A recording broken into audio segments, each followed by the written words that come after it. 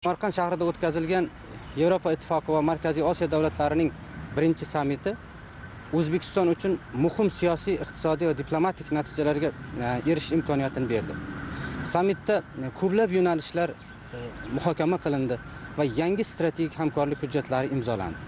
Xususan sammit davomida Yevropa Ittifoqi va Markaziy Osiyo davlatlari o'rtasida strategik hamkorlikni kuchaytirilishi, savdo-iqtisodiy aloqalarni rivojlantirishga, ekologiya va iqlim o'zgarishiga qarshi kurash, transport infratuzilma imkoniyatlarini, xavfsizlik va terrorizmga qarshi kurash bo'yicha hamkorlikni kengaytirish imkoniyatini beradi. Sammitda Yevropa Ittifoqi va Markaziy Osiyo mamlakatlari o'rtasidagi savdo hajmi 54 milliard yevroga yetgani ta'kidlandi. Bu o'z navbatida O'zbekistonning tashqi iqtisodiy aloqalarini yanada mustahkamlashga yordam berishi bilan bir qatorda mintaqaviy va global iqtisodiyotdagi o'rnini kengaytiradi. Yevropa Ittifoqi va Markaziy Osiyo o'rtasidagi transport logistika sohasida yangi hamkorlik imkoniyatlari yaratilmoqda.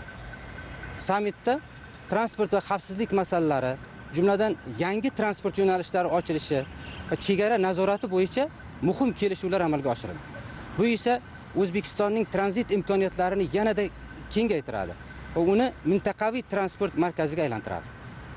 Eng muhimi, O'zbekistonning Yevropa Ittifoqi bilan o'zaro manfaatli hamkorligi iqtisodiy, madaniy va ta'lim sohalarida yangi imkoniyatlarni yaratadi. Shu bilan birga Yevropa Ittifoqi bilan yangi hamkorliklar va investitsiyalar, shuningdek transport va infratuzilma sohasidagi rivojlanishlar O'zbekistonning xalqaro maydondagi obro'sini yanada oshiradi va mamlakatning iqtisodiy rivojlanishiga xizmat qiladi.